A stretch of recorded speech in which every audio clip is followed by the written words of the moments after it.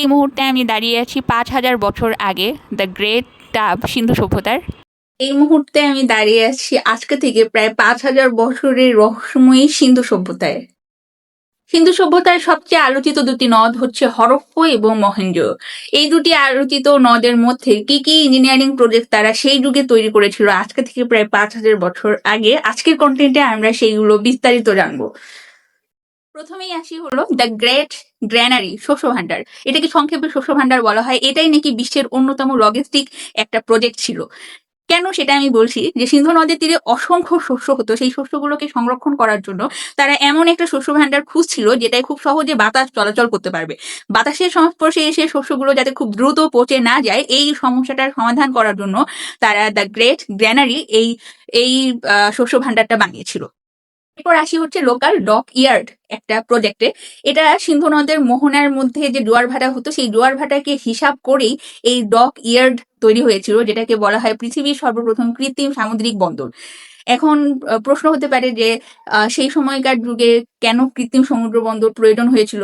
কারণ যেহেতু আমি শুরুতেই বলেছি ভিডিও শুরুতে যে সিন্ধু নদের দুটো নদ সবচেয়ে বেশি আলোচিত ছিল, তাদের এই নদের মধ্যে অনেক সামুদ্রিক জাহাজ আসা যাওয়া করতো, রাজধানী থেকে বা বিভিন্ন শহর থেকে আসা যাওয়া করতো। তো তখন তাদের আসা যাওয়া যে জাহাজটা, নদের পানির উচ্চতাটা এত বেশি ছিল যে তখন তাদের নদের মধ্যে এই জাহাজগুলোকে ভেড়াতে একটু কষ্টকর হতো। এই জন্য তারা এই নদের জোয়ার ভাটার সময়টাকে হিসাব করে তারা একটা কৃত্রিম সমুদ্র বন্দর বানিয়েছিল। সেই সবচেয়ে ইন্টারেস্টিং ওদের একটা প্রজেক্ট ছিল, সেটা ছিল ওদের রাস্তাগুলো নাকি 90 ডিগ্রি অ্যাঙ্গেলের একদম সোজা রাস্তা ছিল। এটা জ্যামিতিক ভাবে বলা হচ্ছে, কিন্তু এখন প্রশ্ন হলো যদি মালবাহী গাড়ি হয় এবং রাস্তা যদি সোজা হয় তাহলে তো অ্যাক্সিডেন্ট হওয়ার সম্ভাবনা সবচেয়ে বেশি। তাহলে এইটার সমাধান হিসেবে তারা কি করলো, তারা তখন অনেক মোড় তৈরি করলো, মোড়গুলোকে একটু বাঁকিয়ে তৈরি করলো এই জন্যই যাতে মালবাহী গাড়িগুলো সহজে অ্যাক্সিডেন্ট করতে না পারে। আজকে থেকে প্রায় 5,000 বছর আগে মানুষের চিন্তা ভাবনা এতটা আধুনিক ছিল, তাদের এই সমস্ত প্রজেক্ট গুলো দেখে সত্যি মনে হচ্ছে যে তারা আসলেই আধুনিক সভ্যতায় বসবাস করতো, শুধু তাদের মধ্যে ইন্টারনেট ছিল না। সভ্যতার জাতিকে সবচেয়ে বেশি শান্তিকামী জাতি বলা হয়েছিল, কারণ তাদের মধ্যে কোনো যুদ্ধ ছিল না, যুদ্ধাস্ত্র মানে উদ্ধার হয়নি, যুদ্ধাস্ত্রের এই জিনিসগুলো অস্ত্র যেগুলো সেগুলো ওদের সভ্যতা থেকে উদ্ধার হয়নি।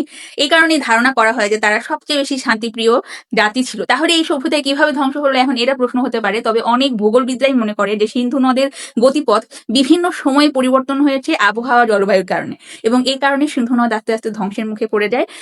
আজকের ভিডিও এই পর্যন্ত। হোপসো সবার এই ধরনের ইনফরমেটিভ হিস্ট্রি শুনতে সবার খুব ভালো লাগে। কমেন্টে জানাবেন ইন্টারেস্টেড ইন হিস্ট্রি, যদি আপনারা নেক্সট আরো হিস্ট্রি নিয়ে জানতে চান সেই ক্ষেত্রে। আজকে এই পর্যন্ত, দেখা হবে নেক্সট ভিডিওতে। ততদিন পর্যন্ত সবাই সুস্থ থাকুন।